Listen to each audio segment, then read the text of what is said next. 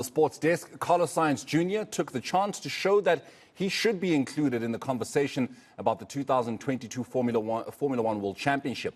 Now, the Ferrari driver grabbed pole for the British Grand Prix happening later this afternoon. The current world champion, Max Verstappen, locked out that front row on the grid with Sainz Jr.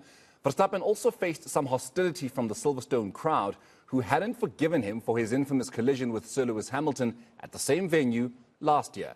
Joining us now, as he does every race day, is Motorzar TV's Lufefelenkosi Mayekiso. A very good morning to you, Fluffy, and thank you so much once again for joining us. Actually, before we get to the meaty stuff, let's start with the heckling that the world champion got from the British crowd. I mean, look, Sir Lewis Hamilton may not be every Briton's favourite, but against a Dutchman, he will be every Briton's favourite. And they showed the world champion that we still have not forgotten and we have not forgiven. Yeah, you know what they say, each to their own, eh? Yeah. So it was nice to see the warm embrace. Even Sir Lewis, I feel like his energy is so much better than it's been before. So, yeah, you know, there's something about being home that gives you that extra push. I mean, were you surprised that Verstappen got that kind of reaction from the crowd, that it even needed Sir Lewis Hamilton to jump to his defense, much to the surprise of many? Not really. I mean, if you look at everything that's happened, not just this season, but in Abu Dhabi last year, I'm sure this is the base of why people are like disgruntled towards Max Verstappen, of course. And yeah, I think it's only natural.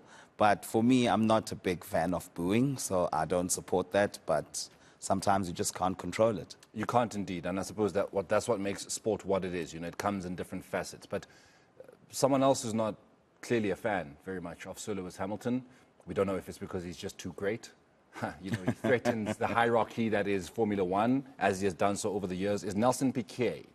Piquet said some things on a Brazilian podcast that he claims were misinterpreted. Translated into English, it's not what he was saying, you know, but he has received some serious flack for what it is he said, and not just him, but someone who you would expect to be careful about what he says, considering his career is still on the up. That's Juri Vips. Just talk to us about these two people who find themselves in trouble because of the racial slurs that they put forward on public platforms. Okay, I think let's start with Juri Vips. He was a Red Bull development young driver who was participating in F2. And then he made a remark, which is a racial slur, on a live video 2 Tuesdays ago. I find it sad that even like someone that young can be using such language in this day and age, because, you know, I'm not saying it's okay for the older generation, but it's more expected from them.